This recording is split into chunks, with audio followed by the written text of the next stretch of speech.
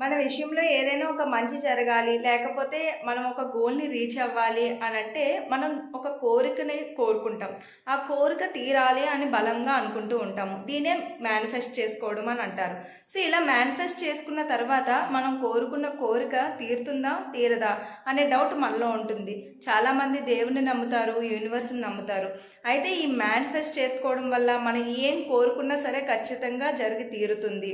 So, మన subconscious మైండ్‌లో మనం ఏదైతే బలంగా ఒక విత్తనాన్ని వేస్తామో అది ఖచ్చితంగా నాటి తీరుతుంది. సో, అది కొంచెం లేట్ అయినా సరే మనకి వచ్చి తీరుతుంది. దీన్నే లా ఆఫ్ అట్రాక్షన్ అంటారు. ఈ లా ఆఫ్ అట్రాక్షన్ అంటే ఏంటి? మనం ఏదైతే ఒకటి కోరుకుంటామో అది ఈ యూనివర్స్ మనకి తిరిగి ఇస్తుంది. అయితే ఇక్కడ ఏం కోరుకున్నా సరే తీరిపోతుందా అంటే ఆ కోరికకి ఒక అర్థం ఉండాలి. మన వంతు ప్రయత్నం మనం చేయాలి. నేను ఈ వీడియోలో మీతో కొన్ని పాయింట్స్ షేర్ చేసుకుంటాను. వాటిని కనుక రెగ్యులర్‌గా ఫాలో అయితే మీరు ఎలాంటి మంచి కోరిక కోరుకున్నా అది ఖచ్చితంగా జరిగి తీరుతుంది. ఇక్కడ మనం చేయాల్సిందల్లా మన ఎఫర్ట్స్ మనం పెట్టాలి, మనల్ని మనం నమ్మాలి. సో ఈ లా ఆఫ్ అట్రాక్షన్ కూడా మనం నమ్మాలి. ఈ లా ఆఫ్ అట్రాక్షన్ నా విషయంలో చాలా విషయాల వల్ల అప్లై అయింది. ఆల్రెడీ మీ జీవితంలో కూడా కొన్ని విషయాలు జరిగే ఉండుంటాయి. వాటిని మనం గమనించవచ్చు, గమనించకపోవచ్చు. సో మనం ఒకటి ఎప్పుడో అనుకున్న తర్వాత అది కొంతకాలానికైనా సరే దానికి తగ్గ ఎఫర్ట్స్ మనం పెడితే దానికి తగ్గ రిజల్ట్స్ అనేవి వస్తాయి. సో దీన్ని మనం ఖచ్చితంగా నమ్మి తీరాల్సిందే. నేను law of attraction already part 1 చేశాను, ఇది పార్ట్ 2. సో వీడియోని ఎక్కడా స్కిప్ చేయకుండా ఎండింగ్ వరకు చూసేయండి. Welcome to my channel wow moms గురించి చెప్పాలంటే జస్ట్ బాగానే చెప్పొచ్చు. ఎందులోని తగ్గేదేలే అంటున్న మామ్స్ కోసమే కాకుండా హెల్తీగా హ్యాపీగా ఉండాలి అనుకునే వాళ్ళందరి కోసం మన ఛానల్లో వీడియోస్ ఎప్పటికప్పుడు పోస్ట్ చేస్తూనే ఉంటాను. ఫస్ట్ టైం మన ఛానల్లో ఈ వీడియోని చూసేవాళ్ళు మన ఛానల్ని సబ్స్క్రైబ్ చేసుకొని పక్కనే ఉన్న బెల్ ఐకాన్ మీద క్లిక్ చేసి ఆల్ అనే ఆప్షన్ మీద క్లిక్ చేస్తే నేను ఏ విధమైన వీడియో పెట్టినా మీకు వెంటనే నోటిఫికేషన్ ద్వారా రీచ్ అయిపోతుంది. ఇంకెందుకు ఆలస్యం, లా ఆఫ్ అట్రాక్షన్ గురించి మనం ఏదైనా మేనిఫెస్ట్ చేసుకుంటే అది జరగడం గురించి వీడియోలోకి ఆలస్యం చేయకుండా వెళ్ళి తెలిసేసుకుందామా మరి. సో ఈ వీడియోలోకి వెళ్ళబోయే ముందు నేను మన ఛానల్లో ఎప్పుడూ కూడా motivational videos, self control videos and అలాగే సబ్కాన్షియస్ మైండ్ గురించి, ఈ మన ప్రొడక్టివిటీ లైఫ్ గురించి, పాజిటివ్ థింకింగ్ గురించి ఇలాంటి విషయాల మీద నేను మంచి వీడియోస్, మోటివేషనల్ వీడియోస్ పెడుతూ ఉంటాను. సో ఇలాంటి మంచి మోటివేషనల్ వీడియోస్ మీకు అందించాలంటే మీ మోటివేషన్ నాకు చాలా అవసరమని మీరు మర్చిపోవద్దు. మీ అమూల్యమైన చేతులతో ఒక మంచి కామెంట్ కానీ ఇచ్చారనుకోండి నాకు చాలా మోటివేషన్ వస్తుంది. ఈ వీడియో మీకు నచ్చితే లైక్ ఇచ్చారనుకోండి ఇంకా మోటివేషన్ వస్తుంది. ఇంకొంతమందికి యూస్ఫుల్ అనుకుంటే షేర్ కూడా చేసేయండి.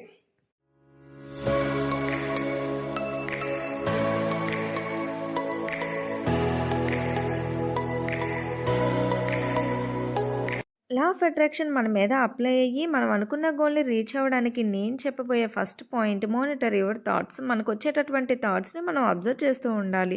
ఒక పనిని మనం చేస్తున్నాము, మొదలుపెట్టాము కొత్త పనిని అన్నప్పుడు మనకి చాలా థాట్స్ వస్తూ ఉంటాయి. అవి పాజిటివ్ ఆర్ నెగిటివ్ ఏదైనా కావచ్చు. ఏదేమైనప్పటికీ మనకు వచ్చే థాట్స్ వల్ల మనం చేసే పని యొక్క రిజల్ట్ అనేది మారిపోతుంది. ఈ థాట్స్కి తగ్గట్టుగా మనం రియాక్ట్ అయిపోకుండా అప్పుడు వచ్చే ఆ థాట్స్ వల్ల వచ్చేటటువంటి ఆ ఫీలింగ్స్ని మనం అబ్జర్వ్ చేసి వాటిని కంట్రోల్లో ఉంచగలిగితే మనం ఆ పనిలో ముందుకు వెళ్ళిపోగలుగుతాము. సో ప్రెజెంట్ మనకు వచ్చేటటువంటి ఆలోచనల వల్ల కలిగేటటువంటి ఫీలింగ్స్, ఎందుకు ఈ ఫీలింగ్ నాకు ఎలా వస్తుంది, భయం అయితే భయం, ఆనందం అయితే ఆనందం, టెన్షన్ అయితే టెన్షన్, ఏదైనా ఒక ఫీలింగ్ ఎందుకు నేను ఇంతలా ఫీల్ అయిపోతున్నాను, ఇలాగే ఎందుకు ఫీల్ అవుతున్నాను, ఈ ఫీలింగ్స్కి ఆల్రెడీ జరిగినవి ఏవైనా కారణాలు అవుతున్నాయా, లేకపోతే ఫ్యూచర్ మీద ఉన్న బెంగ వల్ల నేను ఎక్కువగా ఆలోచించేస్తున్నానా, ఇలాంటి ఫీలింగ్స్, ఇంత భయం నాకు అందుకే వస్తుందా. సో ఇలాంటివన్నీ అబ్జర్వ్ చేస్తే మనం ఆ పనిని మంచిగా చేయగలుగుతాం. ఇంకా స్టెప్ 2లో మనం ఏం చేయాలి అని అంటే, ప్రెజెంట్ మనం ఉంటున్నటువంటి లైఫ్ ఆల్రెడీ మనం మేనిఫెస్ట్ చేసిందే అనే విషయాన్ని మనం నమ్మాలి. ఇంతకుముందు నేను ఈరోజు హ్యాపీగా ఉండాలి అని అనుకున్నాను కాబట్టే ఇప్పుడు హ్యాపీగా ఉన్నాను. ఇంతకుముందు నేను ఫ్యూచర్లో ఏడుస్తాను, నేను ఏమనుకున్నా సరే జరగదు అని అనుకున్నాను కాబట్టే ఇప్పుడు ఏడుస్తూ ఉన్నాను అనేదాన్ని మనం ఒకసారి నమ్మాము అని అనుకోండి, ఫ్యూచర్లో మనం ఎలా ఉండాలో అనేది కూడా మేనిఫెస్ట్ చేసుకోగలుగుతాము. సో నాకు ఇది రాదు, నేను ఏమనుకున్నా జరగదు, ఇలా నెగిటివ్గా అనుకోవడం వల్ల అదే జరుగుతుంది.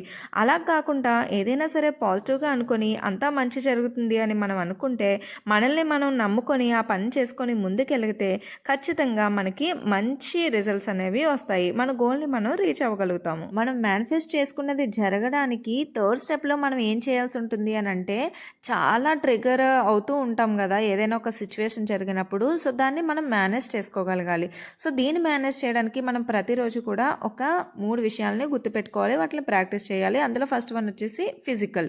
సో ఫిజికల్గా మనం ఎప్పుడు కూడా యాక్టివ్గా ఉండడం. ఎప్పుడైతే ఫిజికల్గా యాక్టివ్గా ఉంటామో సో మన బుర్రలోకి క్రియేటివ్ థాట్స్ వస్తాయి, నెగిటివ్ థాట్స్ అనేవి రిమూవ్ అయిపోతూ ఉంటాయి. మనం ఎప్పుడు కూడా చాలా యాక్టివ్గా ఉంటాము. ఇంకా సెకండ్ వన్ వచ్చేసి మెంటలీ యాక్టివ్గా ఉండడం. సో మెంటల్గా మనం ఎప్పుడైతే యాక్టివ్గా ఉండి మన బుర్రకి మన బ్రెయిన్కి పదును పెడుతూ ఉంటామో క్రియేటివ్ ఆలోచనలు అనేవి వస్తూ ఉంటాయి. మన గోల్ని రీచ్ అవ్వడానికి అవి ఉపయోగపడతాయి. ఇంకా థర్డ్ వన్ వచ్చేసి స్పిరిచువల్ లైఫ్. మన చుట్టూ జరిగే సంఘటనలతో మనం ఒకటి కాకుండా వాటి నుంచి దూరంగా ఉండడానికి, మనల్ని మనం కంట్రోల్లో ఉంచుకోవడానికి ఈ స్పిరిచువాలిటీ లైఫ్ అనేది చాలా చాలా ఇంపార్టెంట్. సో దీనికోసం యోగా, దేవుని ఎక్కువగా నమ్మడం, పాజిటివ్గా ఆలోచించడం ఇలాంటివి చేస్తూ ఉండాలన్నమాట. ఇంకా ఫోర్త్ వన్ వచ్చేసి seek self love. Self love చేసుకోవడం అనేది చాలా చాలా ఇంపార్టెంట్. మనం పెట్టుకున్న గోల్ని మనం రీచ్ అవ్వాలంటే ఫస్ట్ మనల్ని మనం ప్రేమించుకోవాలి, మన మీద మనం నమ్మకం ఉంచుకోవాలి. సో అప్పుడే మనం ఆ గోల్ని రీచ్ అవ్వగలుగుతాం. ఎప్పుడైతే పైన 3 స్టెప్స్లో మనం నెగిటివ్ థాట్స్ని వదిలేస్తామో ఇక్కడ మనల్ని మనం ప్రేమించుకున్నప్పుడు ఆ నెగిటివ్ థాట్స్ జోలికి అస్సలు వెళ్ళం. ఎప్పుడు కూడా పాజిటివ్గా ఆలోచిస్తూ ఉంటాము. ఇక్కడ పాజిటివ్గా ఆలోచించడం అంటే ఏమిటి? ఖచ్చితంగా మనం అనుకున్న దాన్ని రీచ్ అవుతున్నామనే అర్థం. సో ఏం జరిగినా సరే మన మంచికేలే, ఏది ఏమైనా అయినప్పటికీ మనం అనుకున్నదే జరుగుతుందిలే అని మన బుర్రలో స్ట్రాంగ్గా ఎప్పుడైతే నమ్ముతామో దాని వైపుగా అడుగులు వేస్తూ ఉంటాము. కోర్స్ మనం ఏదైనా ఒక కొత్త పని స్టార్ట్ చేసినప్పుడు లేకపోతే అది పాత పని అయినప్పటికీ దాన్ని చేస్తూ ముందుకు వెళ్తున్నప్పుడు మనకి చాలా అడ్డంకులు వస్తూ ఉంటాయి. మనకి మోటివేషన్ ఉండదు, మనల్ని ఎంకరేజ్ చేసే వాళ్ళు ఉండరు, మన చుట్టూ ఉన్న వాళ్ళు మనల్ని కిందకి లాగడానికి ప్రయత్నిస్తూ ఉంటారు, మాటలతో అంటూ ఉంటారు. వాటన్నిటిని కూడా మనం దూరం పెట్టడానికి ట్రై చేస్తూ ఉండాలి. సో ఇలా ట్రై చేయాలి అని అంటే సెల్ఫ్ లవ్ అనేది చాలా చాలా ఇంపార్టెంట్. నిన్ను నువ్వు ప్రేమించుకుంటున్నావు, నీ గోల్ని నువ్వు లవ్ చేస్తున్నావు అనుకున్నప్పుడు చుట్టూ ఉండే వాటిని నువ్వు పెద్దగా మైండ్కి తీసుకోవు, నువ్వు పెద్దగా బాధపడవు. సో అలాంటప్పుడు నువ్వు అనుకున్న గోల్ని రీచ్ అవ్వడానికి ఈ మేనిఫెస్టేషన్ స్టెప్లో ఇది చాలా ఇంపార్టెంట్. అందుకని ఈ సెల్ఫ్ లవ్ అనే దాన్ని ఎప్పుడు కూడా మర్చిపోకండి. మిమ్మల్ని మీరు ఎప్పుడైతే లవ్ చేసుకుంటారో మీ చుట్టూ ఉండే వాళ్ళని లవ్ చేస్తారు, మీ ఇంపార్టెన్స్ని గౌరవిస్తారనమాట.